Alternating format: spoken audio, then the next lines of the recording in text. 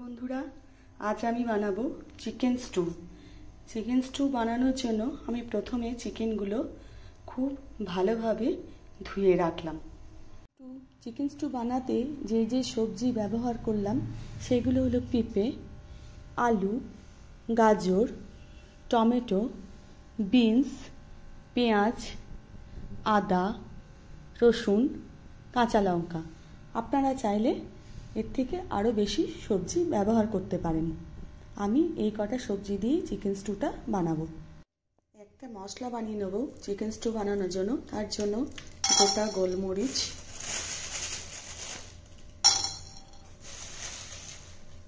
গোটা জিরে এবং লবণ দিয়ে দেব। কিছুক্ষণ নাড়াচাড়া করে ভালোভাবে ভাজা হয়ে গেলে ঠান্ডা করে এটিকে একটি মশলা বানিয়ে নেব। এটি ভাজা হয়ে গেলে ঠান্ডা করে মিক্সিতে একটি মশলা বানিয়ে নেব। আমি চিকেন স্টুটি বানাবো বাটার দিয়ে। আপনারা রিফাইন অয়েল দিয়েও বানাতে পারেন। কড়াইয়ে বাটার দিয়ে দিলাম।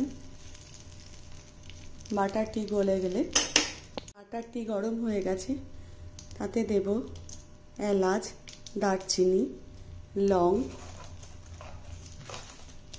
তেজপাতা দিয়ে ভালোভাবে নাড়িয়ে নিলাম। এরপরে দিয়ে দেব পেঁয়াজ,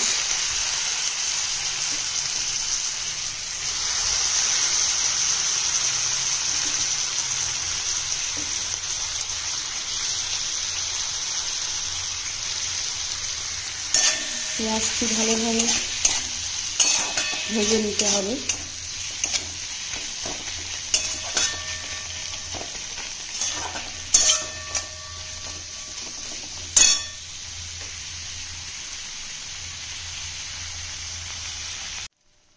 পেঁয়াজটা খুব বেশি লাল করব না, হালকা ব্রাউন ভেজে নিয়ে তাতে আদা, রসুন, কাঁচা লঙ্কা দিয়ে দেব। তারপর আবার ভালোভাবে ভেজে নেব। এতে দিয়ে দেব স্বাদ অনুযায়ী লবণ,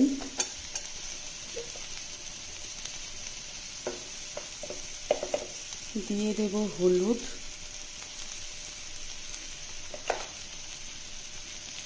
পেঁয়াজ থেকে জল ছেড়ে গেলে এরপরে আস্তে আস্তে সবজিগুলো দিতে থাকবে।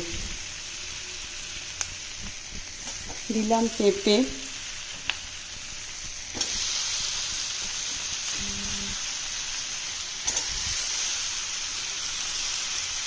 গাজর,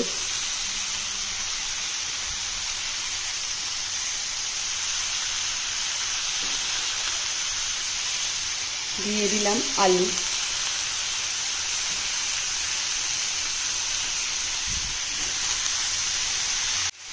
এগুলো ভালোভাবে ভাজা হয়ে গেলে দিয়ে দেবো চিকেন। চিকেনটা দেওয়ার পর অনেকক্ষণ ধরে এটিকে কষতে হবে, যাতে চিকেনের কাঁচা গন্ধটা না বেরোয়। যতক্ষণ না চিকেনের কাঁচা গন্ধটা না যাবে ততক্ষণ এটি ভালোভাবে কষে নেব। বীজটা এখন আমি দিলাম না, বীজটা কখন দেব পরে আপনাদেরকে আমি দেখাচ্ছি। দেখুন ভালোভাবে আমার এগুলোকে কষে নেওয়া হয়েছে। এবার চিকেন স্টুটা একটু টক ভাব আনার জন্য আমি এখানে দুটো টমেটো দিয়ে দিলাম এবং দিয়ে দেব ধনে পাতার নাটি কুচানো।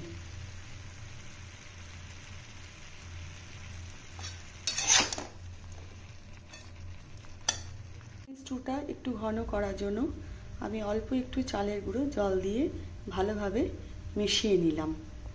আমার সবজিগুলো সব ভালোভাবে কষানো হয়ে গেছে। এরপর আমি জল দিয়ে দেব। আমি এখানে জল দিয়ে দিয়েছি। এবার আস্তে আস্তে এটা হতে থাকুক।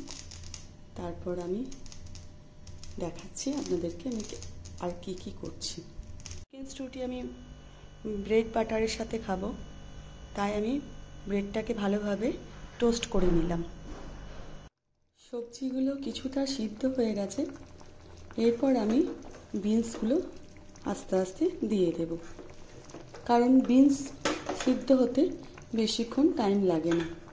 আর বিনস বেশি সিদ্ধ হয়ে গেলে বিনসের যে উপকারিতা সেটা নষ্ট হয়ে যাবে, তাই বিনসটা পরেই দেব।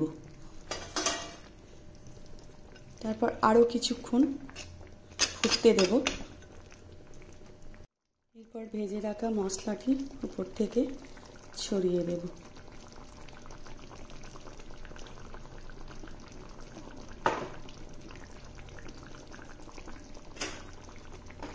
ব্যাস, মোটামুটি আমার চিকেন স্টু রেডি। এবার আপনারা যদি চান উপর থেকে আরেকটু বাটার দিয়ে দেবেন মুখের স্বাদ আনার জন্য, কিন্তু কোনো অসুস্থ রোগী যদি খায় সেক্ষেত্রে না দিলেও হবে। এরপর উপর থেকে ভাজা মশলাটি ছড়িয়ে দেব। ব্যাস, আমার চিকেন স্টু রেডি। আর আমি একটু বাটার অ্যাড করব, আপনারা না চাইলে না দিতে পারেন। যদি কোনো অসুস্থ কেউ যদি থাকে সেক্ষেত্রে বাটারটা না দিলেও চলবে। ঠিক আছে, সবাই সুস্থ থাকবেন, ভালো থাকবেন। রেসিপিটি ভালো লাগলে লাইক, শেয়ার ও কমেন্ট করবেন। Good night.